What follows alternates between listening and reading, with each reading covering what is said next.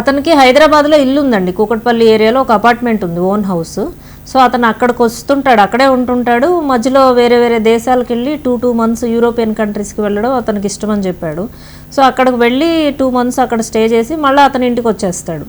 So ఆ క్రమంలో అతను మన యొక్క పైరసీ ప్రెస్ మీట్ August 29 రోజు జరిగింది, పైరసీ కేసులో ప్రెస్ మీట్.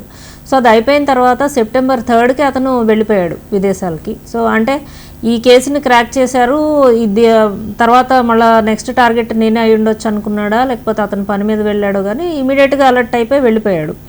వెళ్ళిపోయి అక్కడ ఉండి ఆల్రెడీ 2022లోనే ఇతను వేరే దేశ పౌరసత్వం తీసుకున్నాడు. సెంట్ నెవీస్ కిట్స్ అని చెప్పేసి కరీబియన్ ఐలాండ్స్లో ఒక చిన్న దేశం అనమాట, ఆ దేశం యొక్క పౌరసత్వం తీసుకున్నాడు, ఇండియాదంతా కూడా రినౌన్స్ చేసి. సో అది తీసుకొని అక్కడ వాళ్ళతోటి పార్ట్నర్ అవ్వడానికి, అతనికి ఈజీగా యొక్క బిజినెస్ అనేది రన్ చేయడానికి, ఆ దేశం యొక్క అడ్వాంటేజెస్ బెనిఫిట్స్ కూడా ఎన్కాష్ చేసుకోవడానికి తీసుకున్నానని మనకు చెప్పాడు.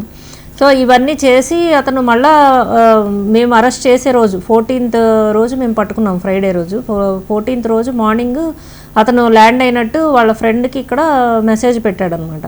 సో మేము వాళ్ళ ఫ్రెండ్ని పట్టుకోవడానికి టీం వెళ్ళింది. ఫ్రెండ్ ఇంటి దగ్గరికి టీం వెళ్ళినప్పుడు అతను మొబైల్ సీజ్ చేసినప్పుడు అందులో మెసేజ్ మనకి కనపడింది.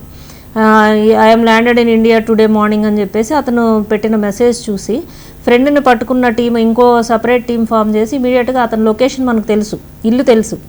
సో అతను వచ్చాడని చెప్పేసి అతన్ని ట్రేస్ చేసి ఇమీడియట్గా సెకండ్ టీం వెళ్ళి అతన్ని పికప్ చేసింది.